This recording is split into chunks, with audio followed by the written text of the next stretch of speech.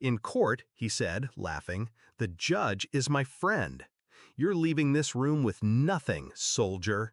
He wore the word like a sneer, soldier, as if service meant weakness, as if years of sacrifice made me disposable. My wife smirked, crossed her legs, didn't look at me. He's too scared to even speak. Look at him, she whispered. Not to me, to him. He slid a paper in front of me, his hand deliberate. The kind of move you make when you know the game's over. Sign it, now. I looked at the document. Property, pensions, custody of the dog I bought her the night I returned from overseas. Everything. Hers. He waited. She smiled. I picked up the pen and smiled back, just slightly, because I already knew how this ended. It started with the password change. Not hers, mine. One night I logged into our joint account, or tried to. Denied. The recovery email had been switched. Notified to a shared inbox she assumed I never checked. Wrong assumption. A week later, the savings were moved. Quietly, strategically. Then came the whispers. Mutual friends dropping phrases like, weird timing, and didn't you guys just refinance? She came home late, started wearing perfume again, the one she used to say gave her migraines. Then her phone lit up at 2:14 a.m. Miss you already. No name, just the message. But she smiled in her sleep. I sat in the dark, listening to the hum of the ceiling fan, letting the truth take root. I didn't confront her. I documented. I copied texts from her cloud account, exported them as PDFs, created a backup of the backup.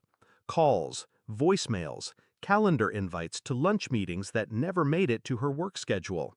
I paid for a private investigator, the best I could afford. He didn't disappoint. Photos, hotel invoices, dinner receipts. Him, always him. The lawyer, Evan Marks, Harvard, charismatic, divorced, but only once. She met him through her firm's annual fundraiser.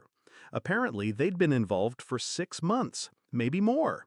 She planned everything, right down to filing first. Divorce, false claims of mental instability, even a protective order preemptively filed in case he lashes out. She was building a narrative, and I was supposed to be the silent ex-soldier unraveling. I let her believe it. I waited until the mediation meeting. No lawyers, just the three of us. I brought coffee, black, as always. They came in late, laughing. She wore white. He wore smug. She opened her folder, ready to dictate terms. Then I slid mine across the table, neatly labeled, color-coded, photos, emails, call logs, financial transfers between her and Evan, money moved into offshore accounts, some in her name, most in his. The silence that followed stretched like wire between us.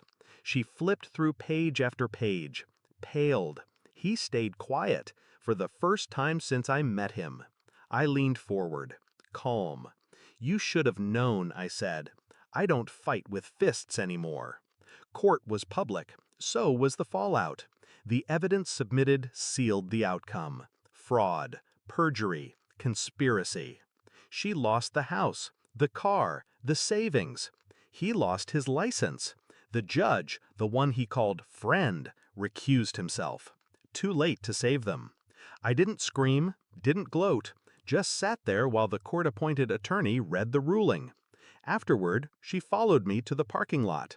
You planned this, she hissed. You let me walk into it. I turned, met her eyes for the first time in months. No, I said. You ran into it. And then I left her there. White dress, ruined face, mascara bleeding into silence. There's peace in knowing someone's true nature. It strips away illusion, frees you.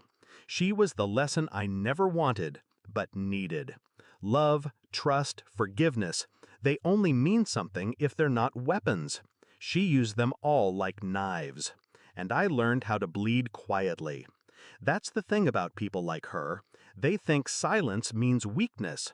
But I've seen real war, Real loss. She was just noise. And now, she's gone. And I have everything that matters. Even the dog. Especially the dog. Final settlement read, Pet custody, awarded to the respondent. I smiled when I signed that page. The last page. The only one that meant anything.